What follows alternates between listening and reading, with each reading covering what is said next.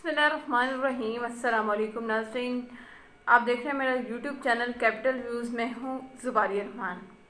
नाज़रीन, एक बड़े मशहूर आदमी का कौल है कि अगर आपने किसी माशरे की तहज़ीब का अंदाज़ा लगाना है, आपने ये चेक करना है कि वो जो सोसाइटी है, वो माशरा है, वो कितना तहज़ीब याफ्ता है, तो आप ये देखें कि वो अपनी जो ख़वातीन हैं उनको किस तरह से ट्रीट करता है। हमारे माशरे की पस्ती का आप अंदाज़ा लगाएं कि हम किस कदर घिरे हुए लोग हैं।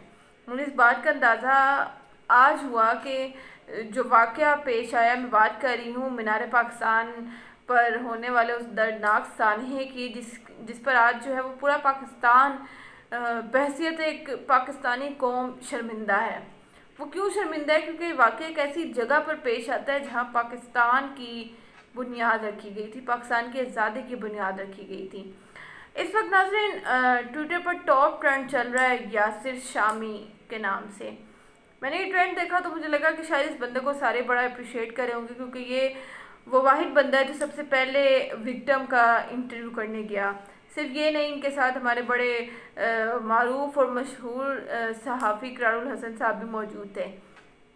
और मैं बड़ा हैरान हुई कि लोग टारगेट क्या करें दोनों को, कि ये वो बंदा है जिसने आयशा के सर पर हाथ रखा है। हालांकि अपने आप करतूत देखें, 2 शादियां की हुई हैं, आपने ये किया वो किया। और यासिर शामी को टारगेट इसलिए किया जा रहा है क्योंकि औरत मार्च में उन्होंने कुछ कंट्रोवर्शियल क्वेश्चंस कर लिए उन ख़वातीन से जो कि उस प्रोटेस्ट में शरीक थी। और उनका शायद मिजाज भी बड़ा मज़ाहिया सा है। हर टाइम आप उनको देखेंगे कि वो मजाक करते ही आपको मिलते हैं। लेकिन मैंने उस बंदे को इतना नोट किया कि जब कोई सीरियस इशू हो तो वो बड़ा खामोश भी हो जाता है।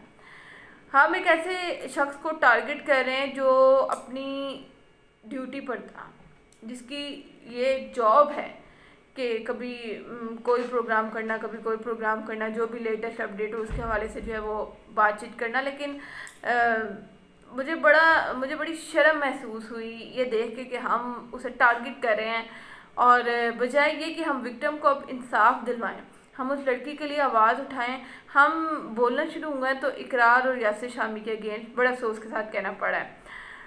आयशा को पहले तो मेरा सलाम है, बल्कि पूरी पाकिस्तान की जितनी भी ख़वातीन हैं उनका सलाम है कि जिसने इस दर्दनाक सानहे के बाद भी जो है वो मीडिया को फेस किया, वरना बड़ा मुश्किल हो जाता है लड़कियों के लिए। अक्सर तो मैंने देखा है कि इस तरह का कोई वाक़या हो जाए, तो वैसे मेरे ख्याल से, मेरे अंदाजे से कि ये पाकिस्तान की तारीख़ का कोई पहला वाक़या होगा इस तरह से।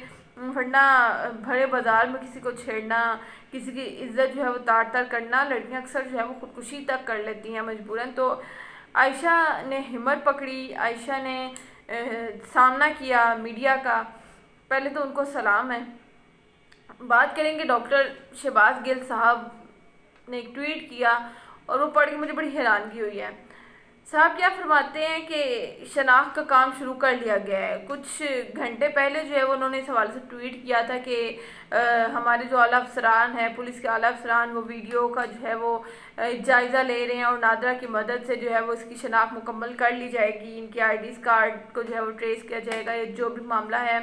और फ़िलहाल जो है वो आशूरा की वजह से छुट्टियाँ हैं इदारे में। अब थोड़ी देर पहले, मेरे ख्याल से ग़ालिबन 1 घंटा पहले जो है वो उन्होंने एक और ट्वीट किया और वो फरमाते हैं कि शनाख्त का काम जो है वो तेज़ी से जारी है और फ़ख्र से कहना पड़ रहा है कि छुट्टी के बावजूद जो है वो नादरा अपना काम कर रहा है।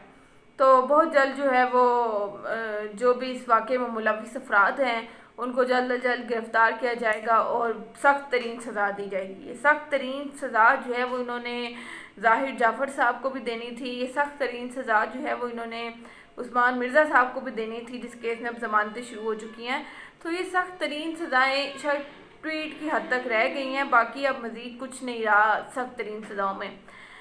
डॉक्टर शहबाज गिल साहब, आपसे सबसे पहले तो ये रिक्वेस्ट है कि वहाँ पर मौजूद बहुत से लोगों ने जो इस सारे सानहे में मुलव्विस थे, उन्होंने कुछ वीडियोस सोशल मीडिया अकाउंट्स पर जो है वो अपलोड की हैं, जिससे ये साफ जाहिर हो रहा है कि कौन कौन जो है वो इस वाक़े में मुलव्विस था। तो जो आपको चेहरे बड़े साफ नज़र आ रहे हैं बाकायदा उनके नाम जो है वो मौजूद हैं, तो आप उनको तो अरेस्ट करें, लेकिन नहीं, आप उनको अरेस्ट नहीं करेंगे, क्योंकि पहले इस गवर्नमेंट के बारे में मजाक बनाया जाता था कि सिर्फ ट्विटर की हद तक जो है वो अपना काम करती है, और आज मुझे ये यकीन होने लगा है कि शायद ये वाकई ही ट्विटर की हद तक ही अपना काम कर रहे हैं। मैं पीटीआई गवर्नमेंट के बड़े हक में थी।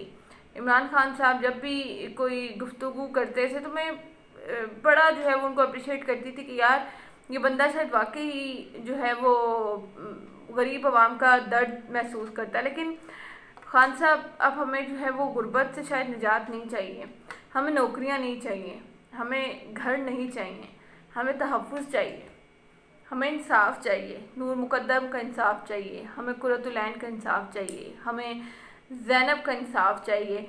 मुझे ये समझ नहीं आती कि ये सरेआम फांसी का कानून अगर पास भी हो चुका है तो इस पर अमल क्यों नहीं होता। हमारे अपने जो पार्लियामेंट है उसमें हमारे कई वज़रा जो है उसके अगेंस्ट खड़े हो जाते हैं। क्यों खड़े होते हैं? क्या एक भी शख्स को अगर हमने निशाने इबरत बनाया होता तो इस तरह का वाक़या पेश आता? बिल्कुल नहीं आता। मेरे नज़दीक तो बिल्कुल नहीं आता कि शायद खौफ तो महसूस किया जाता। मुझे एक और चीज़ देखने को मिली इस सारे वाक़े में और मुझे बड़ी हैरत हुई है। एक शख्स जो है वो ट्वीट करता है और एक वीडियो अपलोड करता है कि ये देखें मोहतरमा के कारनामे, पहले खुद जो है वो सेल्फियाँ बनवा रही हैं, वीडियोस बनवा रही हैं और फिर इस तरह से हमला तो होना ही था। मैंने आयशा का जब इंटरव्यू सुना तो उसमें उन्होंने क्लियर ये बात बोली कि हाँ, मुझे पहले, क्योंकि मैं यूट्यूबर हूँ, टिकटॉकर हूँ, तो बहुत से लोगों ने मुझे रिक्वेस्ट की सेल्फ़ी लेने के लिए, तो मैंने उनको अलाउ किया, लेकिन वो मामला सेल्फ़ी से बहुत ज़्यादा आगे बढ़ गया। तो जनाब, ये सेल्फ़ीज़ जो हैं वो आपकी जो फीमेल मिनिस्टर्स हैं उनके साथ भी लोग लेते हैं।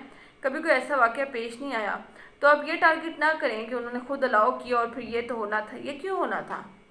क्या इसका जवाब है किसी के पास कि ये एक ऐसी जगह पर ये वाक़या पेश आया जो कि नहीं आना चाहिए था? मेरे नज़दीक तो बिल्कुल नहीं। हमारे माशरे की लड़की ना स्कूल में महफूज है, ना मदरसे में महफूज है, ना हस्पतालों में महफूज है, ना किसी पब्लिक प्लेस पे महफूज है, वो कहीं भी महफूज नहीं है।